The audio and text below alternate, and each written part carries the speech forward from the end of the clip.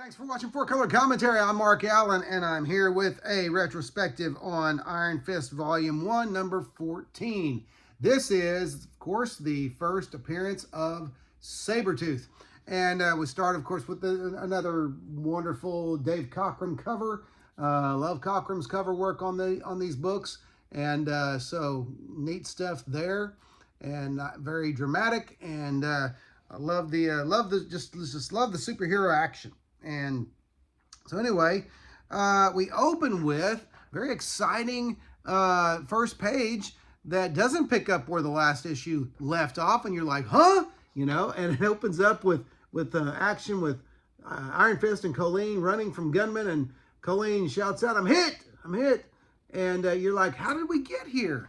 Well, Chris Claremont and John Byrne make great use of the flashback, you know, the technique of a flashback sequence back a day that shows, you know, that started in a dark alley and shows ultimately how Iron Fist and Colleen came to that situation. All right, so I like those storytelling techniques.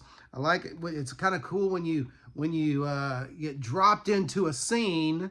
As long as you're not left there to wonder what the heck's going on, you're dropped into a scene that's exciting and kind of breakneck pace, and all of a sudden, whoa, how did we get here? And then, well, let's show you how we got there. When it's done right, it's a really neat thing to see, okay? And then we have this shadowy figure that appears to be another Iron Fist.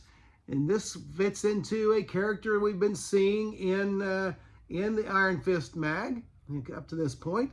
But for the first time, he's seen in costume in the shadows, okay? Very similar costume, very similar chest tattoo, and a very similar glow around him as he takes Iron Fist into a bear hug there. So anyway, great intrigue in this story. Now, the neat thing about the first appearance of Sabertooth, let me show you the first panel of Sabertooth there. Right there it is. Now, what's an interesting phenomenon in comics is how a character evolves into the personality we all know and love, or know and loathe, depending on the character and the situation. I know that Wolverine's speech patterns at first, in his first full appearance in Hulk 181. Yes, I'm one of those. His first full appearance in the Incredible Hulk 181. I know at one point the Hulk comments that, stop jumping around like a jackrabbit. And Logan basically says, like a Wolverine, if you please, Hulk, not at all like we're used to Wolverine speaking. And that character evolved, and that personality came along later. Well, here's Sabertooth, again, much the same as he's introduced to the situation. Greetings, Miss Wing, Mr. Rand. We've been expecting you. And, and she says, Sabertooth. Colleen hollers out, Sabertooth, you know me? And she basically says, only by reputation as a freebooter, as a mercenary. And he says, quite true. So not the Sabertooth speech patterns that we're used to. So it's interesting to look back, retrospectively, on the first appearance of a character and see, wow, how that personality has evolved and changed and solidified into the character we know now. But again, after that, just some great action and superhero intrigue and action by, as only John Byrne and as only Chris Claremont and John Byrne could put it on a page. And so, again, just lots of fun stuff. A fun first appearance of a very popular character, very interesting character.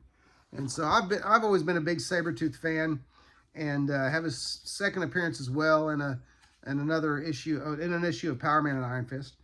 And just lots of great stuff and great panel work. And again, here Byrne's work just continues to get better and better, in my opinion.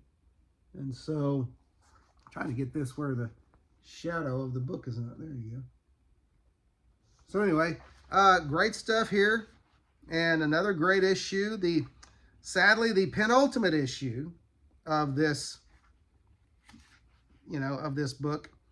It could have been, there's some, Iron Fist got pretty scratched up in this, pretty cut up in this adventure here. Okay, his back, and I believe his chest. He has some scratches across his chest there. If I can do this. There we go. But great action issue. And so next issue in 60 days, Enter the X-Men. That references Iron Fist number 15. And great X-Men appearance in that. And great short battle between he and the X-Men.